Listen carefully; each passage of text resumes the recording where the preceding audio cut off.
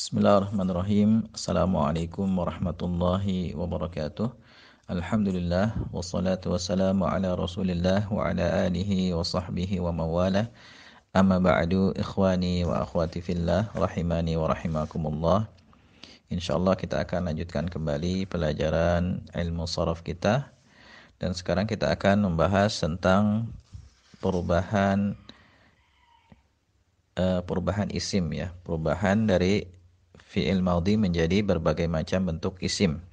Ya, kalau sebelumnya kita sudah membahas tentang perubahan atau tasrif dari fi'il madhi menjadi berbagai macam bentuk fi'il yang lain. Nah, sekarang kita akan bahas bagaimana caranya mengubah dari fi'il madhi menjadi berbagai macam bentuk isim. Ya, kita mulai dari pembentukan masdar. Bab 1 tentang pembentukan masdar. Pertama, ya, pengertian masdar. Al-masdaru, masdar adalah isim yang terletak pada urutan ketiga dalam tasrif inti mendatar. Dan tasrif inti mendatar adalah perubahan atau tasrif dari fi'il madhi hingga menjadi isim alat. Akan datang perinciannya nanti. Ya, nanti akan kita bahas tasrif mendatar. Ya, tasrif dari fi'il madhi hingga menjadi isim alat, ya. Contohnya misalnya tasrif kata nasara. Nasara telah menolong. Kalau kita tasrif mendatar, ya, tasrifnya sebagai berikut: nasara yansuru nasran, nasirun mansurun, unsur la tansur, mansarun mansarun, minsarun. Ya, dalam tasrif inti mendatar ini nanti akan kita gabung, ya, tasrif dari fi'il madhi menjadi berbagai macam bentuk fi'il, dan juga tasrif fi'il madhi menjadi berbagai macam bentuk isim. Nah, urutan ketiga dalam tasrif mendatar ini itulah masdar. Seperti misalnya nasara yansuru nasron. Nah, nasron ini masdar. Daraba yadribu darban, darban ini masdar. Ya, seperti itu.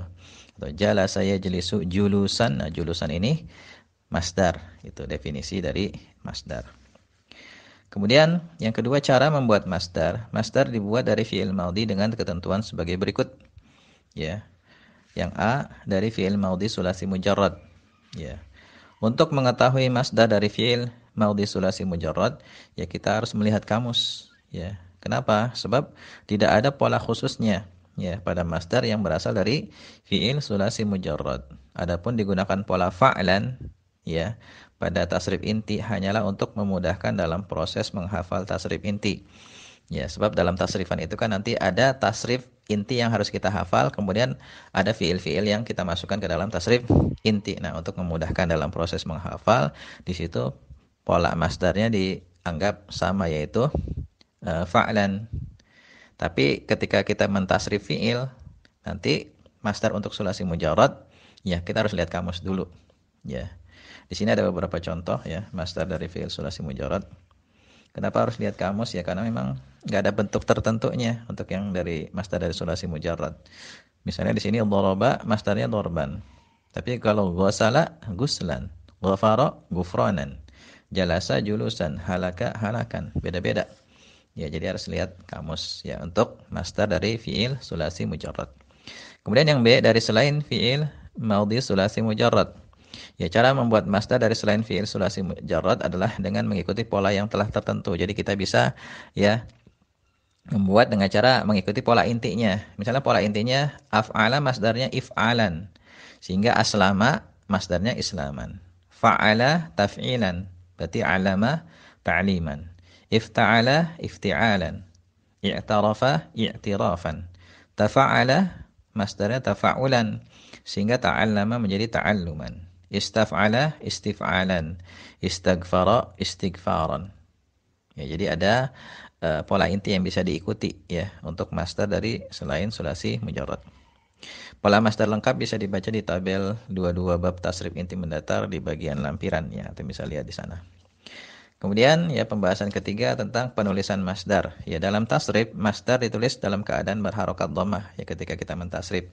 Misalnya fa'ala yaf'ulu fa'lan, ya, berharokat fathah, ya, dalam keadaan berharokat fathah. Berbeda dengan isim-isim lain yang berharokat dhammah.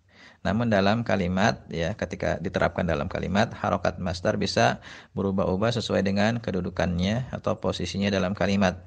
Ya, pembahasan kedudukan isim dalam kalimat terdapat dalam ilmu nahwu ya, yang sudah kita pelajari, ada mubtada, ada khobar, ada fa'il dan lain sebagainya. Contoh di sini ya, masdar nasara yansuru nasran.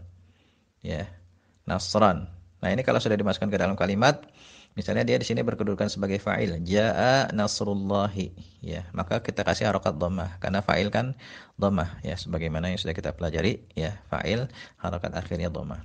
Kemudian kalau dia berkedudukan sebagai maf'ul bih, misalnya uridu nasrullahi, ya, aku menginginkan pertolongan Allah. Di sini nasra kita kasih harokat fathah karena dia berposisi sebagai maf'ul bih, ya. Kemudian ya, yang penting kita ketahui pembahasan keempat tentang menerjemahkan masdar. Ya. Yang pertama, masdar kadang diartikan dengan kata benda abstrak. Ada namun tidak kelihatan wujudnya. Ya, ada namanya namun tidak kelihatan wujudnya. Ya, sesuatu yang bersifat abstrak. Oleh karena itu cara menerjemahkannya ialah dengan mengubah kata kerja menjadi kata benda yang bersifat abstrak. Misalnya membunuh. Ya, kata benda abstraknya pembunuhan berarti. Menolong, pertolongan. Ya, mengampuni, pengampunan, seperti itu. Kemudian yang kedua, ada juga yang mengartikan masdar dengan kata kerja yang dibendakan. Jadi dalam menerjemahkan masdar tetap memiliki makna sama dengan kata kerja. Ya, hanya saja masdar berbentuk isim, bukan fiil. Sehingga masdar harus diperlakukan sebagaimana halnya sebuah isim. Di antaranya bisa menerima tanwin, bisa diawali alif lam dan lain-lain. Oleh karena itu, untuk menerjemahkan masdar disesuaikan dengan konteks kalimatnya. Ya, misalnya idza jaa nasrullahi wal fathu. Apabila telah datang pertolongan, ya, kita terjemahkan pertolongan, sesuatu yang sifat abstrak, ya. Pertolongan Allah dan kemenangan. Karena lebih cocok ya kita terjemahkan dengan sesuatu yang bersifat abstrak, ya.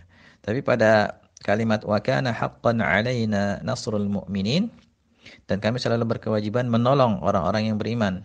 Di sini lebih tepat masdar nasru ya kita terjemahkan menolong. Sama seperti kata kerjanya. Ya, karena kalau kita terjemahkan dengan sesuatu yang abstrak, pertolongan, ya nggak cocok jadi nanti terjemahannya. Ya, demikian cara untuk menerjemahkan masdar. Jadi kita pahami konteks kalimatnya, susunan katanya secara keseluruhan, kemudian kita pilih apakah lebih tepat ya diterjemahkan dengan sesuatu yang sifatnya abstrak atau sama dengan kata kerjanya. Ya, kemudian pembahasan yang kelima, ada beberapa fi'il maudhi yang memiliki bentuk masdar lebih dari satu. Ya, diantaranya pola fa'alala. Masdarnya bisa fa'alalatan, bisa fi'lalan. Fa'ala, taf'ilan, taf'ilatan, taf'alan, tif'alan. Fa'ala bisa mufa'alatan, bisa fi'alan, bisa fi'alan. Ya. Adapun yang ditampilkan dalam tasrif inti adalah bentuk masdar yang paling populer. Ya, yang seperti ini nanti dihafal ya, dihafal secara bertahap. Nanti ya semakin tinggi kita belajar, akan semakin kita dapatkan informasi lain yang bermacam-macam banyaknya. Oleh karena itu, ya di tingkat pemula ya kita harus mau menghafal sedikit demi sedikit. Sebab kalau kita nggak mau menghafal nanti ya ketika ditambah informasi baru lagi ya akan semakin berat bagi kita untuk menghafal. Ya. Jadi kalau belajar ilmu shorof memang harus rajin menghafal. Ya, dan kita menghafalnya bertahap saja sesuai kemampuan. Tapi yang penting setiap hari kalau bisa ada peningkatan. Ada sesuatu yang kita hafal, ya. Ya, demikian pembahasan tentang masdar ya. Sekarang antum coba kerjakan latihannya tanpa melihat kunci jawaban.